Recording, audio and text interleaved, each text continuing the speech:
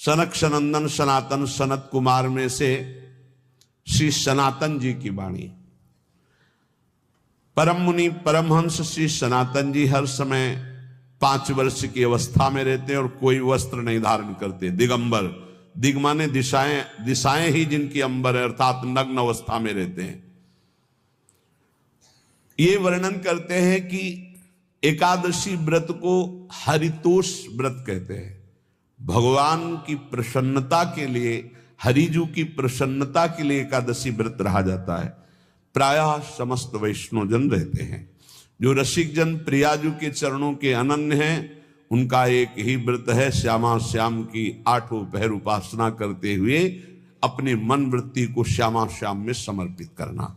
यहाँ ज्ञान ध्यान व्रत कर्म जीते सब काहो में नहीं मोहि प्रतीति, रसिक अनन्य निशान बजायो एक श्याम श्यामा पद प्रीति। पर जो एकादशी व्रत रहते हैं परम धन्य है, वो हरितोष व्रत है। अब एकादशी व्रत का नियम क्या है और कैसे एकादशी व्रत का फल मिलता है, कई बार चर्चा हुई। बहुत सुंदर तस्मा शास्त्रम प्रमाणम ते, शास्त्र प्रमाण के अनुसार श्री सनातन मुनि बोल रहे हैं, अथ ते नियमान वच्मि व्रते ह्रस्मिन् दिनत्रये, कास्यम मानुषम मसूरान्नम चणकान को द्रवास तथा, शाकम मधुपरान्नम च पुनर्भोजन मैथुने, दशम्याम 10 वस्तूनि वर्जयेत वैष्णवः सदा। जिसे एकादशी रहनी हो और एकादशी का फल प्राप्त करना हो, उसको ये नियम पालन करना चाहिए। अथ ते नियमान वच्मि व्रते ह्रस्मिन् दिनत्रये, उसको 3 दिन, एक तो दशमी और एक द्वादशी और फिर बीच में एकादशी, उसको 3 दिन संयम में रहना होता है, तब बीच की एकादशी का उसे फल प्राप्त होता है। जिसे एकादशी व्रत रहना हो उसका नियम है कि दशमी के दिन कांसे के पात्र का त्याग करे। वैष्णव सिद्धांत है कि कभी जिसमें मांस बना उस रसोई का भोजन न ग्रहण करे। मसूर की दाल, चना की दाल, कोदो और कोई भी शाक, शहद, दूसरों का अन्न, दोबारा भोजन और मैथुन, ये दशमी के दिन त्याग दे। एक बार दशमी के दिन भोजन करे 24 घंटे में, क्योंकि एकादशी रहना है। कांसे का पात्र, जिस रसोई में मांस बना उसके भोजन का त्याग, मसूर की दाल, चना, कोदो, शाक, मधु अर्थात शहद और दूसरे के द्वारा दिया हुआ भोजन और दोबारा भोजन और मैथुन क्रिया, इनका दशमी के दिन कभी भी प्रयोग ना करे। इन 10 वस्तुओं से वैष्णव दूर रहे दशमी के दिन। फिर एकादशी के व्रत में, ये पीछे तो हम वर्णन कर ही चुके हैं, कहीं नहीं आया यहाँ कुटू का वो कचौड़ी पकौड़ी और सिंघाड़ा का हलवा और ये दुनिया के खीर और सब। ये एकादशी के दिन किसी भी तरह की गेम आदि क्रीड़ा ना खेले। जैसे अब आज व्रत है तो बैठे हैं अपना मोबाइल में गेम खेल रहे हैं, ऐसा कोई भी क्रीड़ा नहीं। द्यूत क्रीड़ा, किसी भी तरह का गेम, ये सब खेल नहीं। द्वित क्रीड़ाम च निद्राम च तांबूलम दंत धावनम, परापवादम पैशून्यम स्तेयम हिंसाम तथा रतिम, कोपम हनतवाक्यम च एकादश्याम विवर्जयेत। एकादशी के दिन उपासक को चाहिए कि वो किसी भी तरह की क्रीड़ा, मनोरंजन बिल्कुल नहीं। चनिद्राम, नींद नहीं लेनी उसको, न दिन में न रात में, एकादशी व्रत। और प्रायः पुराने महापुरुषों ने ऐसा किया है। रामदास जी डाकोर के रात में जाते थे,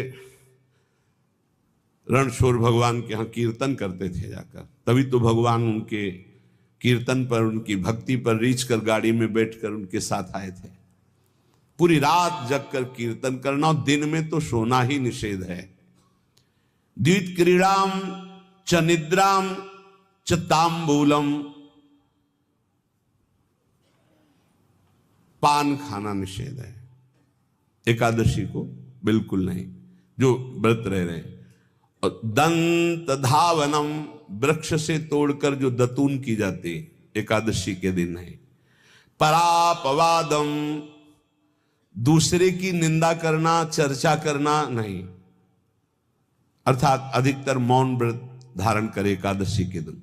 पैशून्यम, चुगली करना। स्तेयम, कोई चोरी करना। हिंसाम, वाणी से, शरीर से, मन से किसी को दुख पहुंचाना। रतिम, अर्थात भोग करना, मैथुन करना। कोपम, किसी के ऊपर गुस्सा करना। अनत वाक्यम, झूठ बोलना। एकादश्याम विवर्जयेत, एकादशी के दिन ये नहीं करना चाहिए।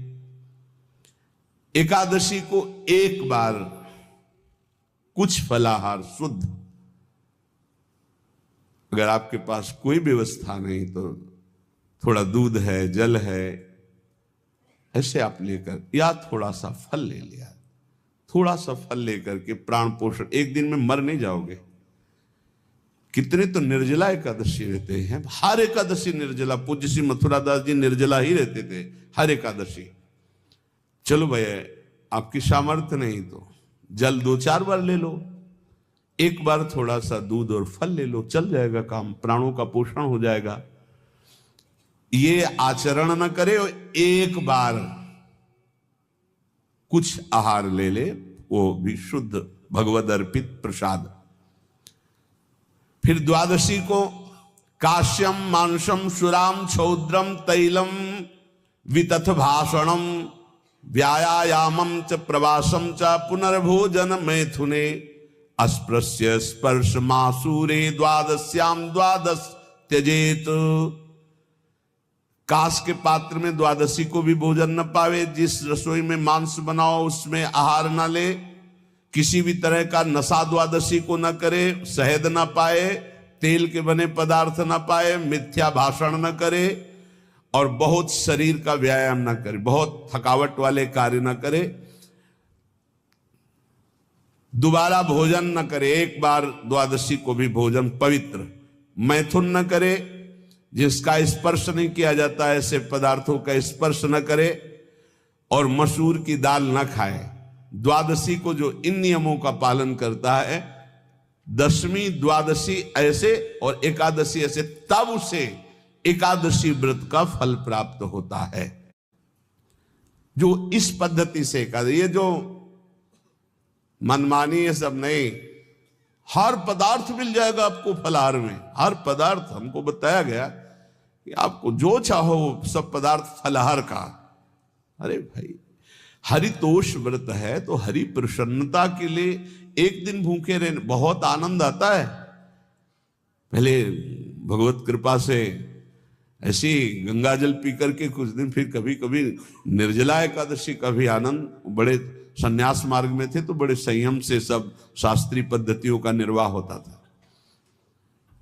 उपासक को चाहिए कि इन नियमों से व्रत का अनुष्ठान करे, मनमानी आचरण न करे। सबसे प्रार्थना जो एकादशी रहते हो, हरितोष व्रत इसे कहते हैं, भगवान की प्रसन्नता के लिए रहा जाता है, रहना चाहिए। जो अपनी आचार्य परंपरा में हैं, जैसे जिनका सिद्धांत है, पर रहने का सिद्धांत ये श्री सनत कुमार जी वर्णन, श्री सनक जी महाराज, ये सनत कुमार जी वर्णन की। सनक जी महाराज कह रहे हैं, यदि भगवान का आश्रय नहीं, सत्संग नहीं है, तो इन 4 में से एक हो तो नाश कर देता, फिर चारों हो तो सर्वनाश हो जाता है। यौवनम धन संपत्ति प्रभुत्व विवेकता एकैपमप्यनर्थाय किमु यत्र चतुष्टयम। यदि सत्संग नहीं है, यदि भगवद आश्रय नहीं है, और खूब धन हो, जवान अवस्था हो, और बढ़िया पद मिला हो, प्रभुत्व चलता हो, और अज्ञान हो, फिर क्या कह रहा है? बोले ये चारों जहां मौजूद होते हैं वहां सर्वनाश का खेल शुरू हो जाता है। अगर इनमें से एक हो तो सर्वनाश करने में पर्याप्त है, और अगर चारों हो तो फिर क्या कहना है। यौवनम, जवान हो, धन संपत्ति, खूब रुपया पैसा हो, प्रभुत्व, कोई पद हो, कोई अधिकार हो बड़ा, फिर अविवेकता और अज्ञानी हो, तो बोले एक नाश कर देगा, फिर चारों तो नाश ही कर देंगे। अगर सत्संगी है तो ये चारों महान कार्य कर देंगे। क्या यौवनम, जवान है, खूब दूसरों की सेवा, मेहनत पूर्वक धन संपत्ति कमाकर माता पिता की सेवा, परिवार की सेवा, हे